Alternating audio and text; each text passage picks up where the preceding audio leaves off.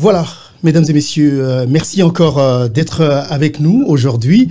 Comme je vous l'ai annoncé, une année après, nous sommes de retour chez l'ambassadeur Herman Cohen pour continuer ce que nous avons commencé à discuter il y a une année. Aujourd'hui, il est en direct avec nous depuis Washington, D.C., où je me trouve à distance. Heureusement qu'il y a la nouvelle technologie. Il est avec nous en direct par vidéo. Ambassadeur Cohen, bonsoir. Bonsoir, monsieur.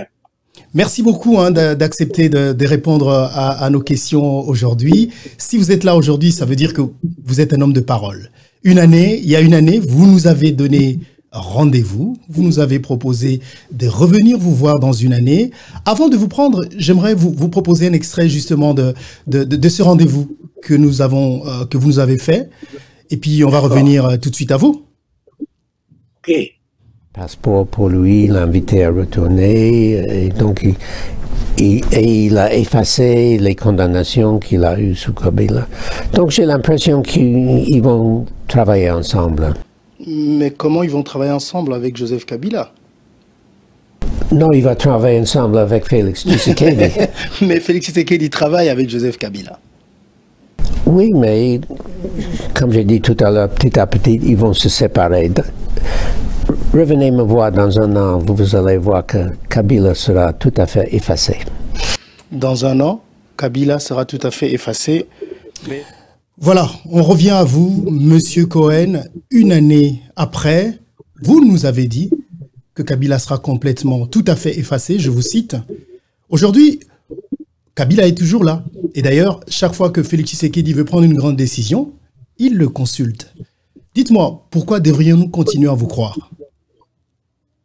Oui, j'avais tort de dire ça, mais j'étais un peu trop optimiste parce que on ne peut pas diriger un gouvernement comme ça avec un ancien président et un président actuel qui travaillent ensemble. Ça ne peut pas marcher.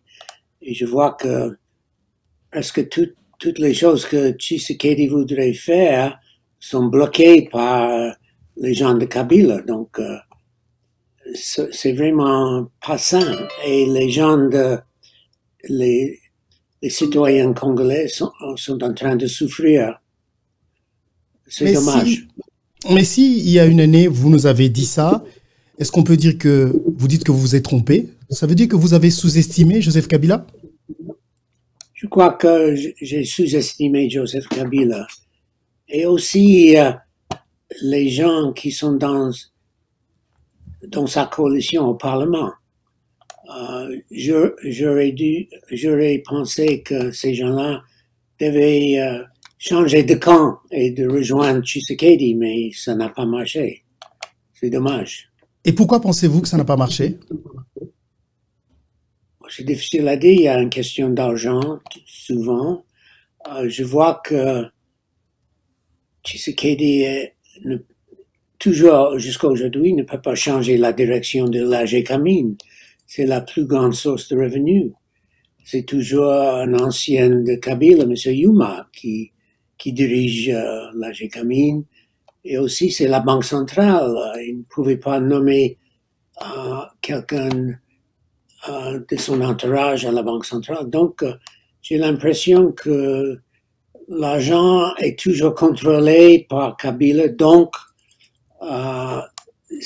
toutes ces partis dans sa coalition au Parlement restent loyales, sont des loyaux pour lui.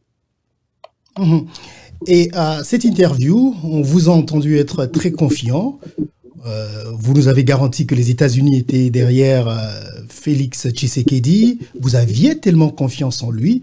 Une année après, comment se fait-il que les États-Unis, justement, qui est un partenaire privilégié du Congo, n'arrivent pas à séparer Félix Tshisekedi et Joseph Kabila?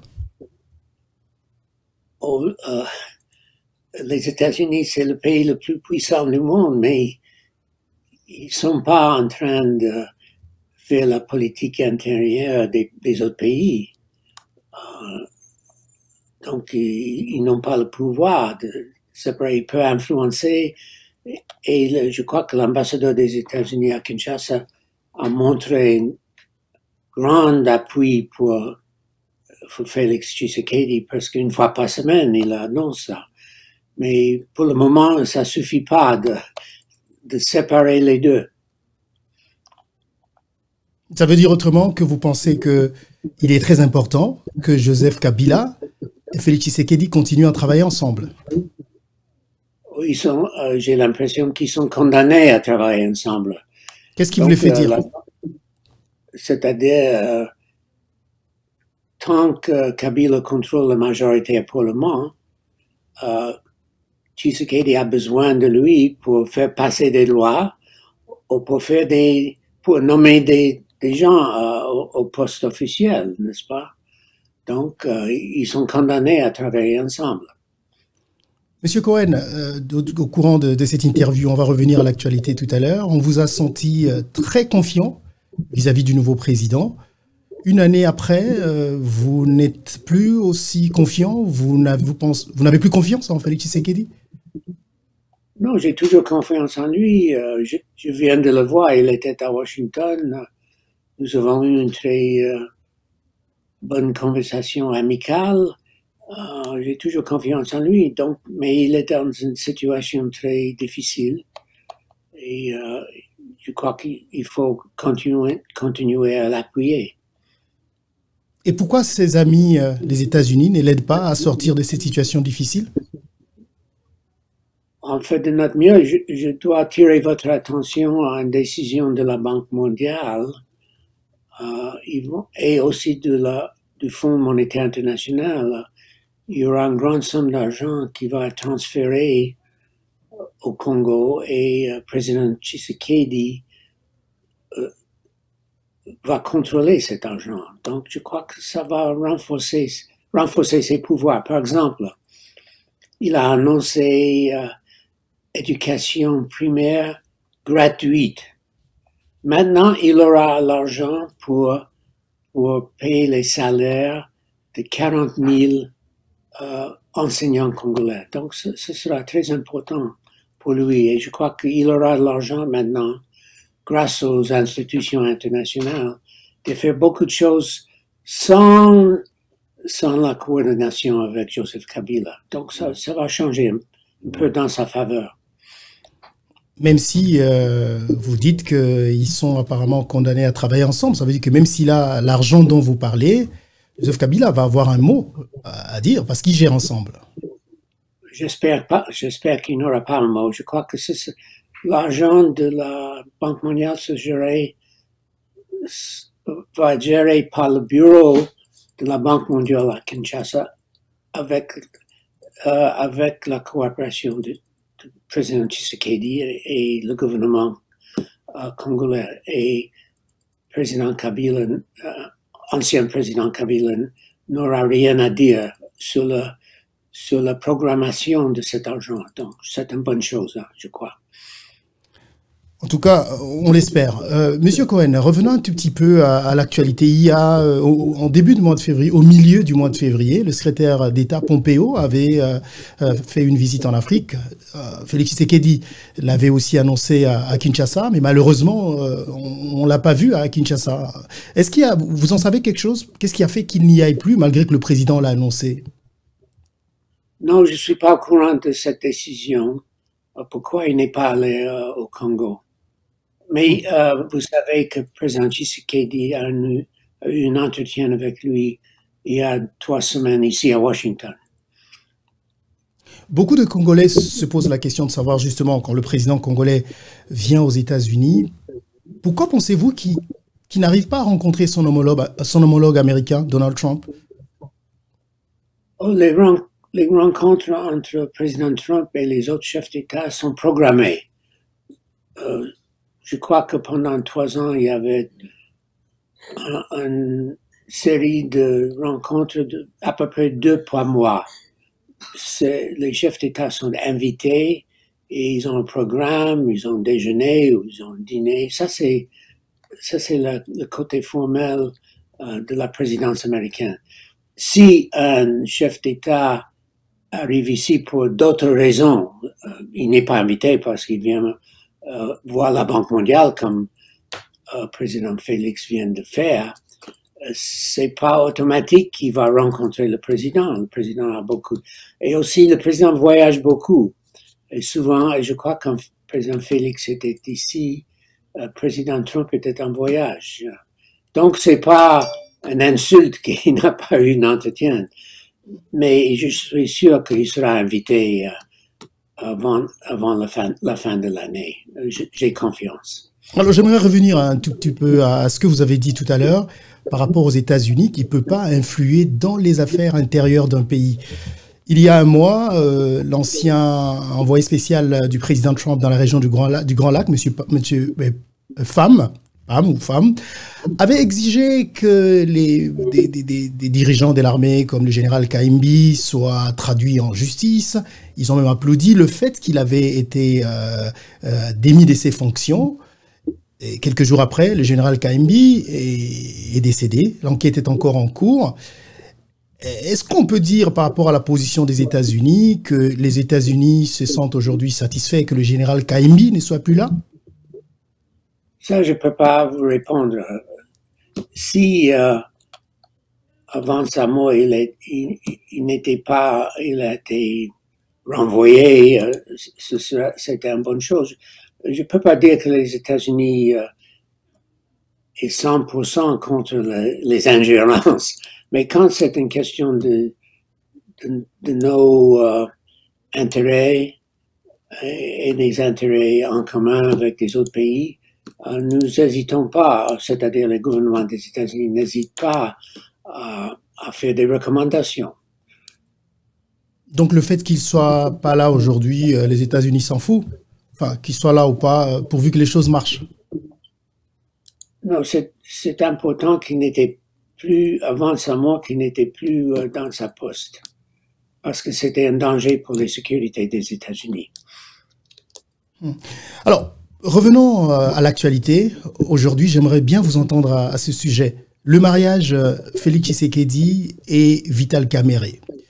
Comment vous voyez ce mariage? Est-ce que vous pensez qu'il va durer? Est-ce que vous pensez que c'est important pour le président Tshisekedi d'être avec Kamerhe comme un allié? Ou vous pensez que Kamerhe constitue d'une certaine façon une influence à la façon de gérer de Félix Tshisekedi? Qu'est-ce que vous en pensez, monsieur l'ambassadeur?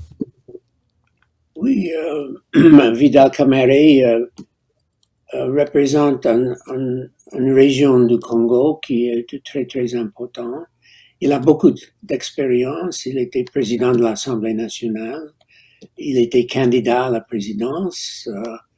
Et je crois qu'il a beaucoup de sagesse à offrir au président Tshisekedi. Lui a beaucoup plus d'expérience à gouverner que Tshisekedi, qui n'avait pas gouverné quoi que ce soit avant d'être élu président. Donc, je crois que à mon avis, c'est très sain d'avoir quelqu'un comme Vital Kamerhe comme directeur de cabinet au chef d'état-major pour le président Félix.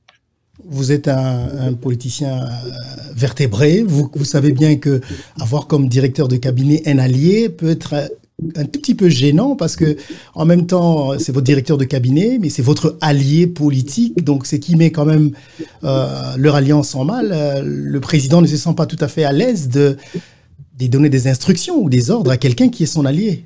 Vous êtes d'accord avec moi? Non, pas du tout. Ici aux États-Unis, souvent le candidat à la présidence qui est perdant, il est nommé à quelque chose de très important aussi. Non, c'est très normal après une élection de collaborer.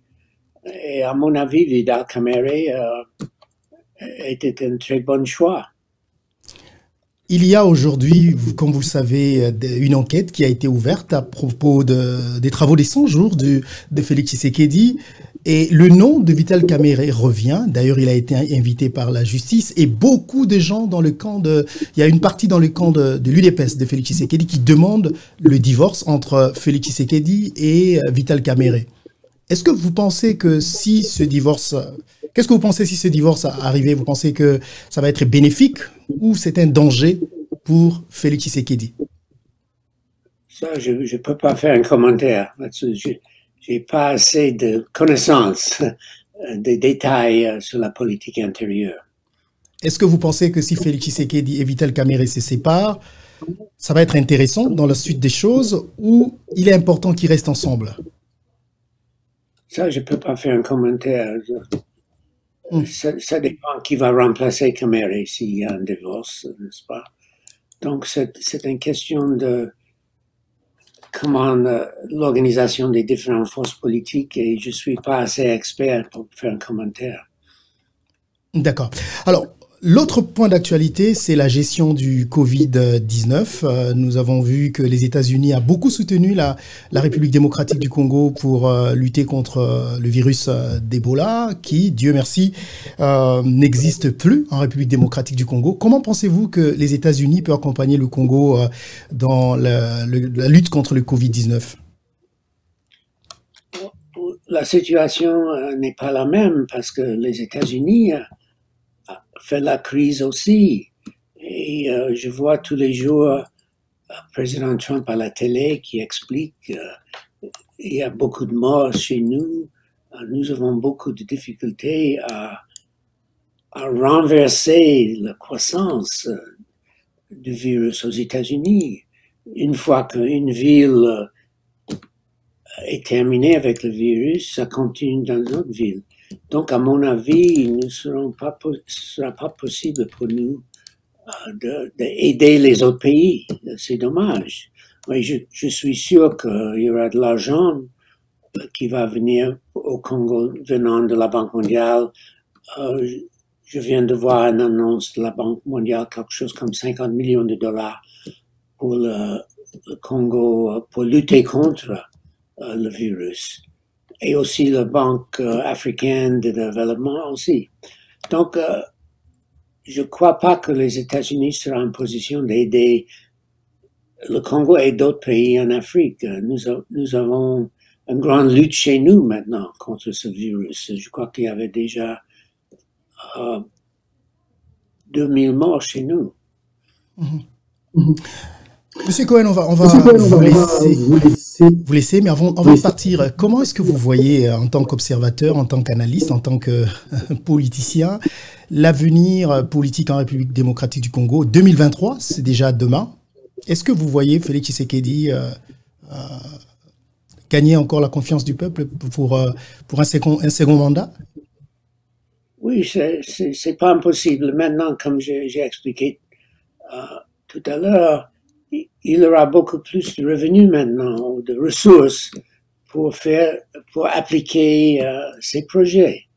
Pour commencer avec 40 000 enseignants, et je crois qu'il veut améliorer l'infrastructure. Il a parlé quand il était à Washington d'un projet pour préserver le bassin du Congo, c'est-à-dire d'essayer de préserver les arbres, de planter des arbres. Parce que maintenant, les Congolais, ils brûlent des arbres, ils coupent des arbres, pas parce qu'ils n'aiment pas les arbres, parce qu'ils ont besoin de terre pour faire l'agriculture. Donc, président Tshisekedi, à mon avis, il a beaucoup de projets pour baisser la pauvreté, pour améliorer la vie des Congolais, et je crois qu'il mérite d'avoir les pleins pouvoirs pour appliquer ces programmes. Et j'espère que la prochaine élection va lui donner plus de liberté pour faire ce qu'il veut. Maintenant, il est bloqué. Il est bloqué par quoi? Il est bloqué parce qu'il y a une majorité parlementaire qui est contre lui et qui est contrôlée par quelqu'un d'autre. J'espère que dans les élections de 2023, qui va gagner une majorité au Parlement. J'ai confiance qu'il va le gagner. Voilà, Monsieur Cohen, merci énormément de nous avoir donné cette interview. Vous avez tenu à votre parole. Une année après, nous sommes revenus vous parler et vous nous avez donné cette interview. Vous êtes un homme de parole. Un dernier mot à tous les Congolais qui vous regardent en ce moment. Je vous souhaite bonne chance. Et surtout pour la lutte contre le virus qui est très dangereux et pour les gens qui habitent centre-ville de Kinshasa, restez chez vous et restez au moins 2 mètres loin de tous les autres gens et le virus va disparaître. Merci encore et bonne soirée. Prenez soin de vous. Restez bien chez vous aussi. Respectez les consignes d'ici. Et on sera encore content de vous avoir dans cette émission. Monsieur Cohen, merci encore. Je vous en prie. À bientôt. Au revoir. Merci. Au revoir. Voilà, donc c'était Monsieur Herman Cohen qui était donc en direct avec nous de Washington DC. On vous retrouve tout à l'heure pour la suite de notre émission. Allez, à tout de suite.